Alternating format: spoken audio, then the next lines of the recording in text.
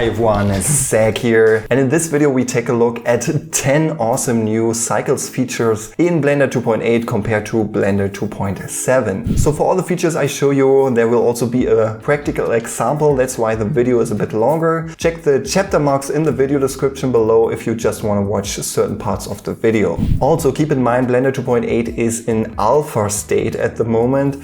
That means it has a lot of bugs, some features are not included at the moment, so take care if you are using this for production. And if you want to download it, check the link in the video description. Also, as far as I know, all of the features which I show you in this video are also available in the very latest build of Blender 2.79. That means not the official stable 2.79b release. You have to download the latest experimental build of Blender 2.79.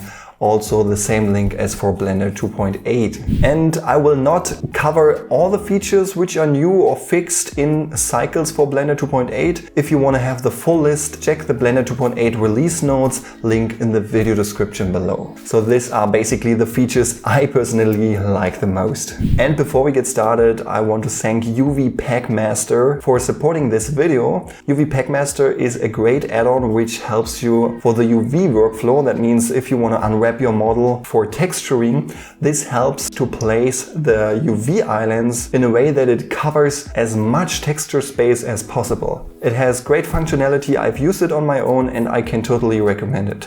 If you want to learn more, check the link in the video description below.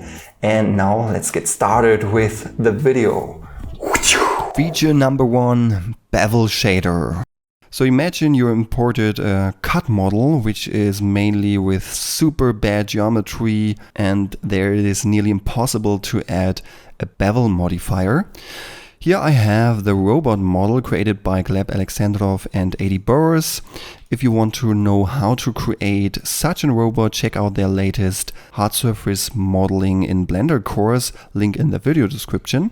And actually they have a version of this robot with a bevel modifier, but here I have the version without the bevel modifier.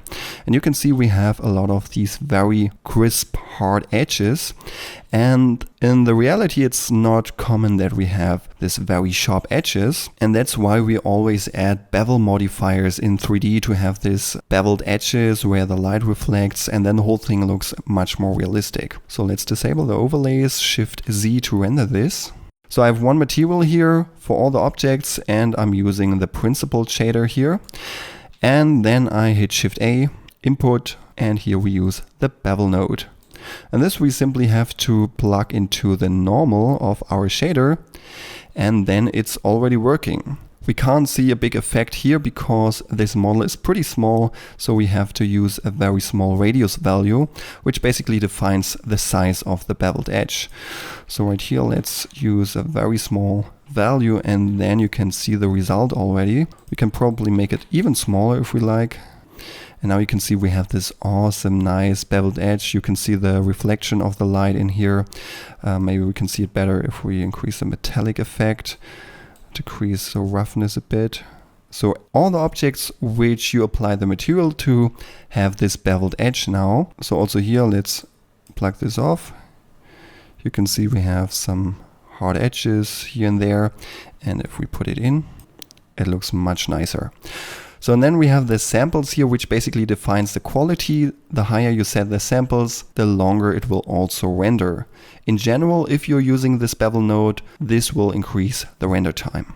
One downside of the bevel node though is that it is not supported in EEVEE. Maybe in the future, I don't know, but certainly we can bake all this stuff to normal maps and then put onto our object, and then it will also work in EEVEE.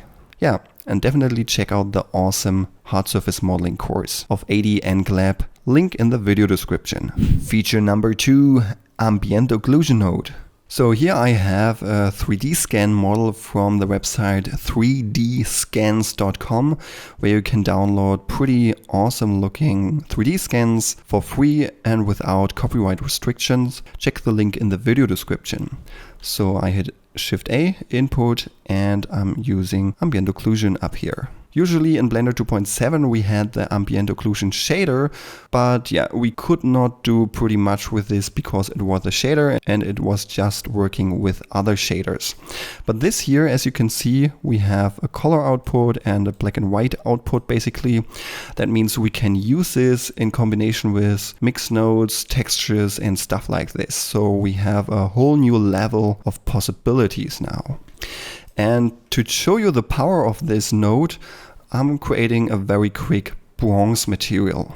But one thing to keep in mind, similar as the Bevel node, this will slow down your render. So over here, let's disable the overlays, Shift Z. So as you can see in the background, I'm using an HDRI map from hdrihaven.com. There you can download those images for free, and this is lighting up my scene here to get a very realistic lighting, but right now it's a bit too bright. Let's go to the scene settings, color management, and switch the view transform to filmic. Then you can see we don't have this overblown stuff anymore. And under look, we can maybe add a bit of contrast, which looks always nice. And I don't want to see the background all the time, so I go to the render settings, film, and enable transparency, which basically means that the background will be rendered transparent if we render this image. So now, as you can see, we have this color output, which basically allows us to plug in a texture here or change the color in general. And if we then plug this into the base color, you can see this is mixing the ambient occlusion effect with this color here. Or if we just want to have this black and white value, we use the AO output. By the way, I have the Node Wrangler add-on enabled, so I can press Ctrl-Shift left-click on a node, and I can see what it actually does without all the shading information, light and so on from the scene. So this is a pure output of the Ambient Occlusion node, as you can see. And this is that we have all these nice shadows in the creases, edges, corners and so on. And this is now actually a black and white map we can use to combine this with other things. Before we get into the bronze material, let's quickly check what options we have here. First of all, we have the distance, which is basically defining the size of the shadow. So if I put this pretty low, let's make this even lower. As you can see, then we have this very tiny shadow. Then color is clear, I guess. The samples is the quality, same as for the Bevel shader. The higher you set this, the longer it will render, but the better the quality will be. So then we have this local only option. This means if I add, for example, a cube here, you can see with the standard settings, it will interact with the object here. So we have this dark shadow around the cube here. And yeah, this can be nice if we have this effect, but sometimes we want the ambient occlusion effect that it only affects the object itself. So we have to click on only local, and now you can see we don't have this dark shadow around here anymore. And then we have the inside effect, which basically inverts the ambient occlusion, which can help us to create some pretty nice burn edges effects. So also a pretty cool feature. So I use only local, and now let's see what we can do. So let's set a render border so it's a bit faster here. So let's press Shift A, converter, add a color ramp, put this in here and use this as base color.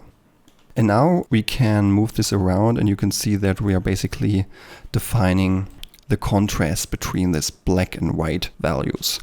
And here we can also define some colors. So I click on this little handle here and let's make this bluish, greenish, something like this. And the other color should be a little bit orange, brownish.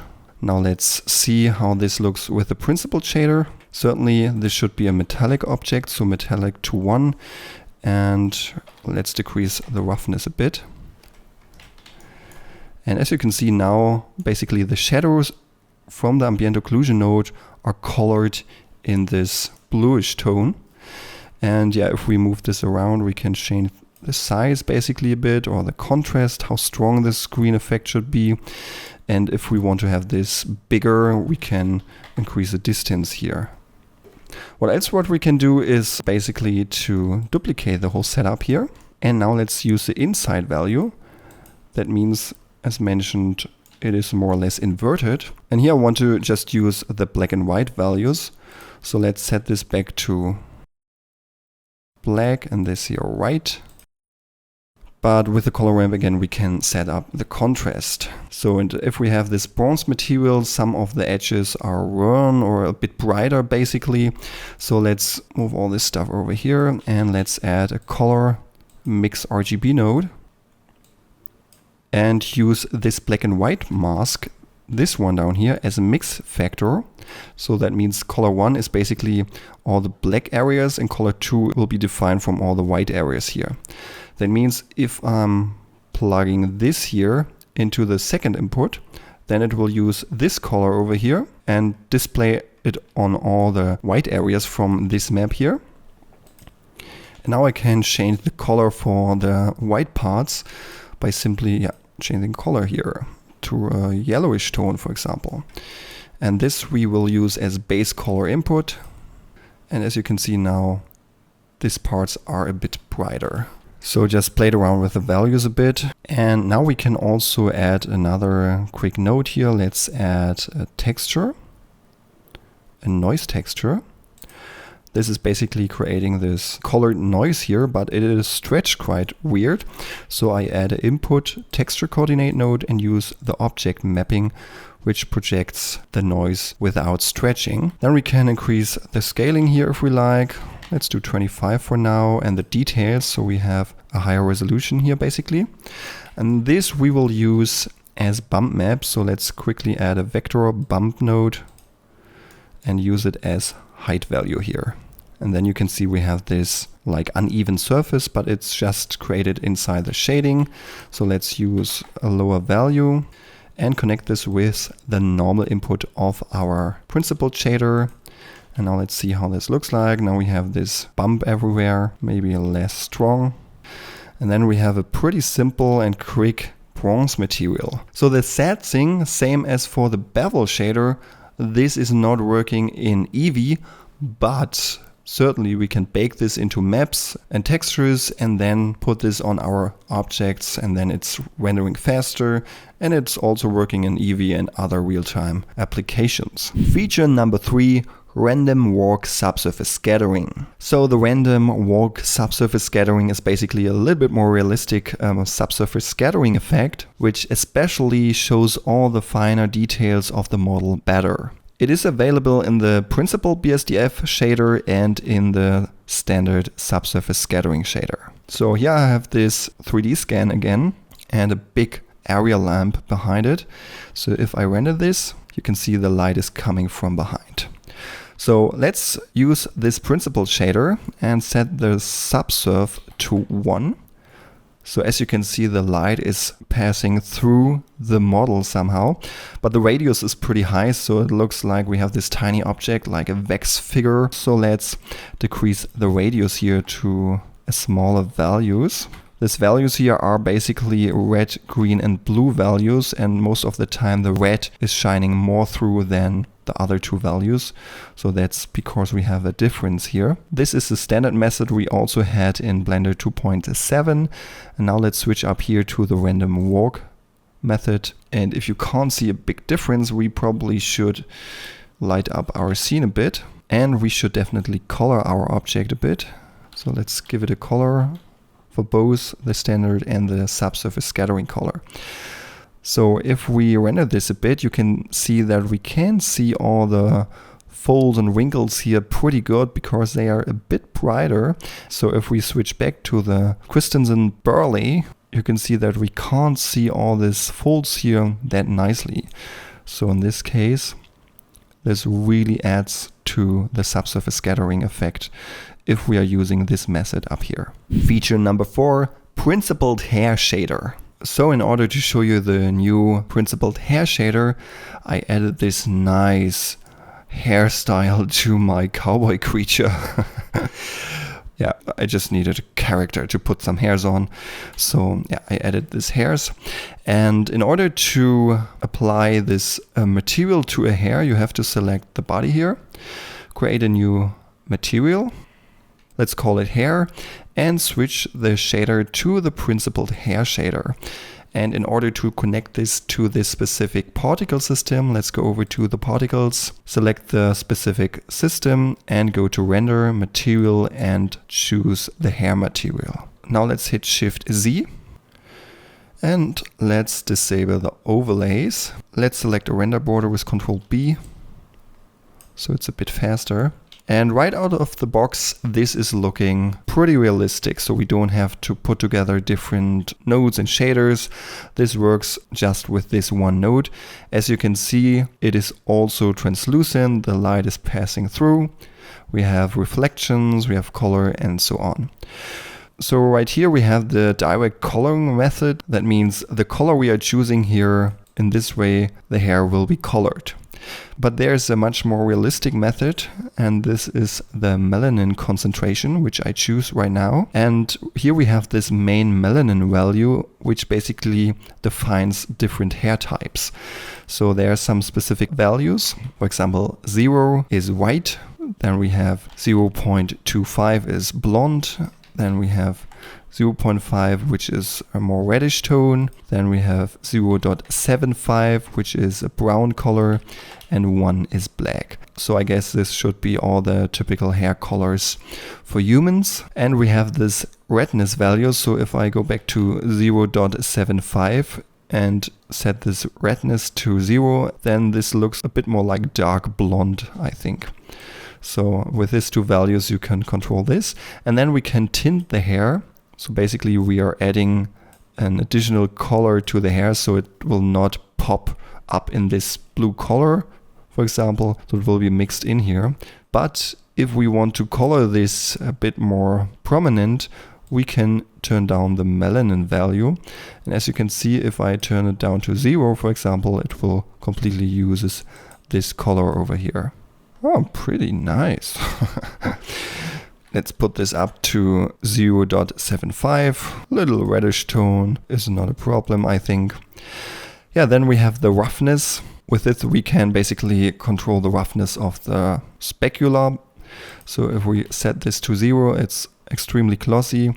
And if we increase this to 1, it's not that glossy anymore. With the radial roughness, we can basically control how much the reflection is spread along the tangent of the hair. It's really hard to see the difference if we just changing these values here. Just play around with this a bit. Then we have this coat effect, which is basically if you have like grease in your hair. So if I increase this value, we have basically a overall glossiness of the hair. Or if you haven't washed your hairs for a long time, it would look probably the same. And yeah, if you turn down the roughness basically to a very low value, it looks like the hairs are wet, for example. Then we have the IOR value, which basically defines how much the light is spread through the hairs. So if we, for example, set this to 1, the light will not be spread. And the larger you make the value, the more the light is spread. So it looks also much nicer. Yeah, then we can basically rotate the radial glossiness as far as I understand this. But for realistic human hair, we need pretty low values. So I guess you can keep it as it is. Yeah, then we can add random color. If I set this to 1, you can see all the hair strands are looking a bit different, which is also pretty nice to add a little bit realistic variation. And the same thing applies to the roughness. So we can randomize this. So we have some strands which are a bit more rough and others which are less rough. But overall, it's pretty simple to use. And as you can see, you can now create realistic looking hair in no time. Feature number 5, principled volume shader. Alright, somehow I couldn't get the smoke simulation working in Blender 2.8. I guess it's not supported at the moment. But anyway, we can test this new principled volume shader also in the very latest build of Blender 2.79, which you can also download under the experimental builds on blender.org. So this is not the official Blender 2.79b release. This is basically a version which already has all the nice cycles features in it. So I select the standard cube here, hit space and search for quick smoke, hit enter, and then it is creating a smoke simulation system for us and we don't need to do anything else basically.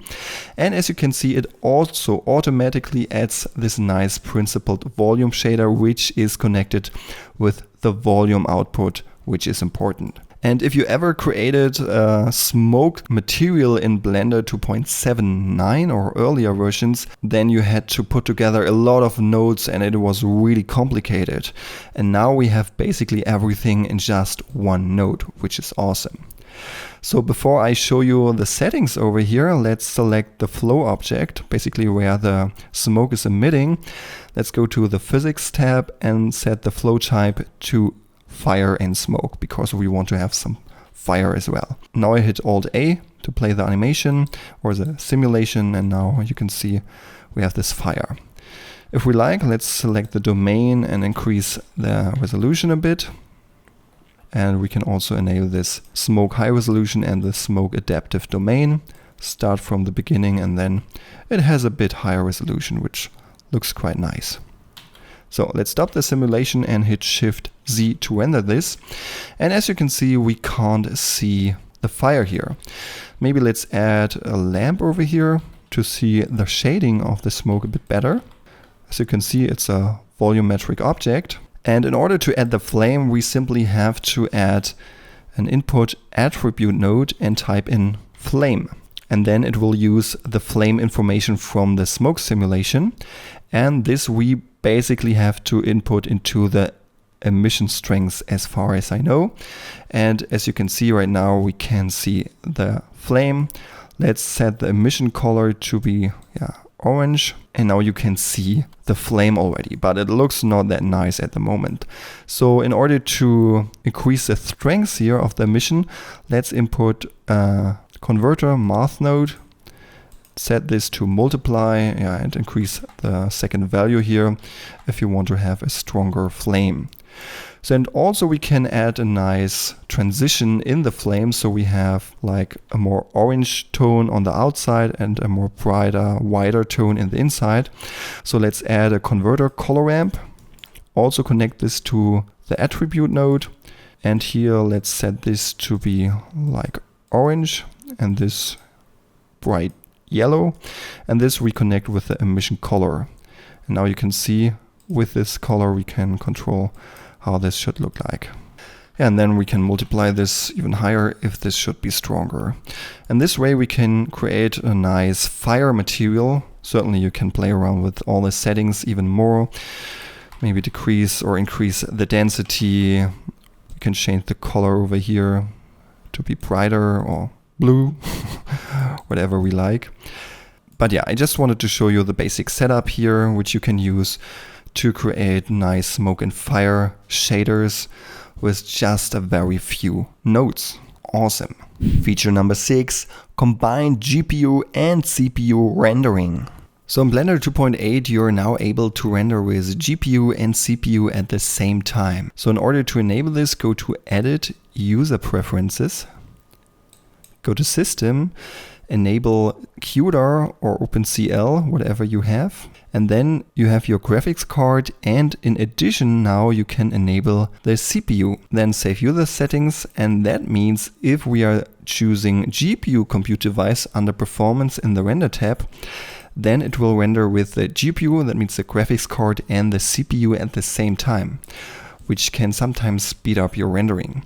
So I made a render test here just in order to check it out if this is really faster. And this one here with 21 seconds is GPU only. And this one here was rendered with both GPU and CPU.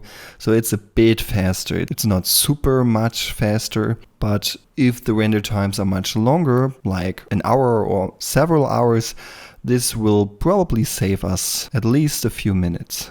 Feature number 7, a change viewport rendering resolution. So this one is useful if you, for example, have not so much power on your computer, or you're using a screen with a high resolution like a 4K screen. Then certainly if you're rendering in the viewport with cycles, you have to render a much higher resolution, and this will slow down the whole thing.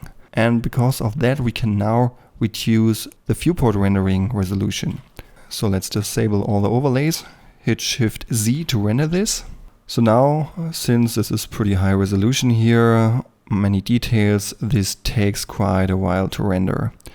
And now let's go to Performance, Viewport, And here we have this pixel size. 1 is basically our screen resolution. 2 should be half of the resolution. So as you can see, the resolution is pretty low now, but it's rendering faster, it's smoother. And for some people, this might be much more convenient to work with. As you can see, you can even reduce this more if you like. If you have an 8K screen, for example, but with a standard HD resolution, you can't really see anything anymore here with this resolution. Feature number 8, transparent rendering with refractive shaders. Alright, I think this is a pretty useful feature which I could have used in the past quite a lot, because sometimes you're rendering something with a glass shader on it and refraction, and certainly the refraction information can't be included in the transparent shader. So if you, for example, put it on top on another layer in Photoshop or so, but right now it's possible and it's dependent on the roughness value. So if I enable in the render settings under film transparency, just the standard background will be transparent. And also if I set the transmission to 1, for example, we have this glass material. Let's decrease the roughness a bit so we can see it better. And even now the whole figure, the whole statue would be completely non-transparent in the final render. And this is not so useful because then we have the color information of the background somewhere here in this glass. But now in Blender 2.8 we can change this. If we open transparency here, we can enable transparent glass. And here we have the roughness threshold. That means all the roughness values from 0 to 0.1 will be transparent and everything above will not be transparent. So we have 0.2 here, so let's increase this. And now you can see we have this a bit darker grayish areas. They will be transparent in the final rendering. And certainly not everything will be transparent because some layers are overlapping here, so we have more roughness, and certainly we won't have the whole figure just transparent, then we wouldn't see anything anymore. We just need some color informations in here. So if I now hit render, and now you can see the checker pattern in the background and also through the statue, which indicates that we have a transparent background here. And if we then later on put it on top of another layer in Photoshop or so, then we can see through the figure actually. And then in Photoshop you can probably fake the distortion in the background by masking out the background and adding some blur effects or some distortion. Feature number 9, optimize shadow catcher. So this is also another very useful feature because before this really bugged me. If I add a plane here and add an edge over here. So for example, sometimes we need to render just the shadow on transparent background. Let's enable transparency so that we have the transparent background in the final rendering. And now I select the plane here, go to the object tab, and here we have cycle settings. And here we can enable the shadow catcher. So let's quickly add a lamp here. So now as you can see, we can only see the shadow and not the plane anymore. So if I disable this, you can see the difference. Now we can see the plane and now only the shadow.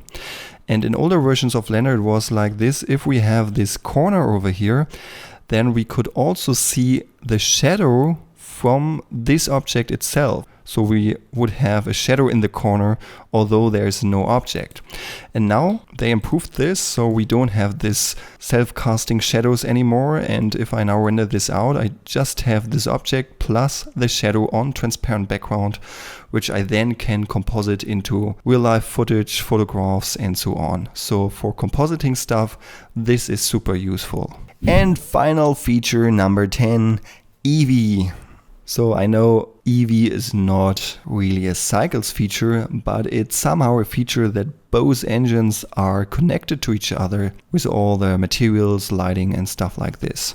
So if I set up everything in cycles like I did for this creature here and now switch over to EEVEE, most of the things are working. So let's switch to the rendered view.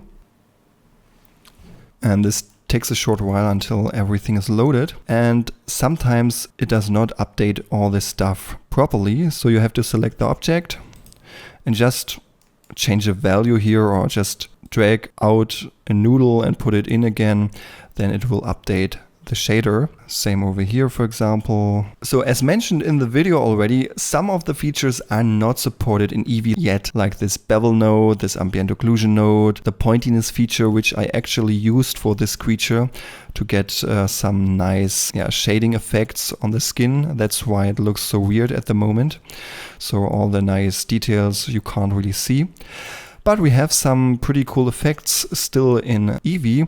For example, subsurface scattering, screen space reflections, and also refractions. We have to enable this here, and the eyes are using this. We also have to enable this under the options for the material itself, screen space refraction, and then we have this nice refraction effects for the eyes here, for example.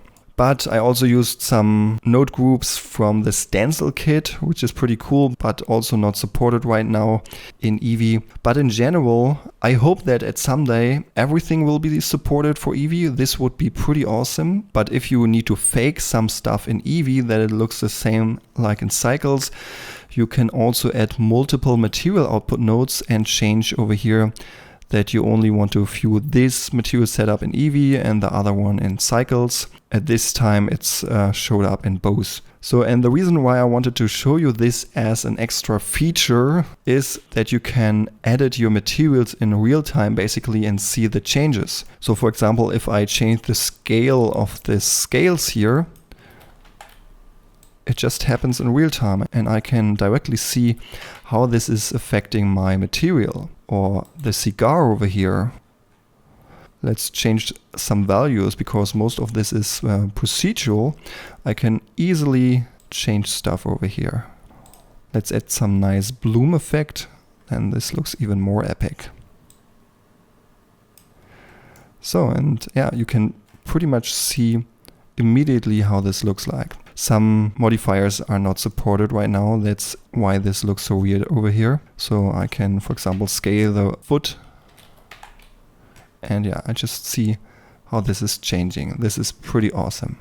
Yeah guys, these are my 10 favorite Blender 2.8 Cycles features so far. But as mentioned, there are even more which I not covered in this video, like vector displacement, which is pretty cool, but I would find it even cooler if we can bake vector displacement in Blender and other things as well. Check the Blender 2.8 release notes if you want to learn more. Link in the video description below. Yeah guys, what is your favorite feature in Cycles? Let me know in the comments below. Again, thanks to the creator of EEVEE Packmaster for supporting this video here. It's a great add-on to speed up your EEVEE workflow. Check the add-on, link in the video description below. Guys, thanks a lot for watching. See you in the next video. Goodbye.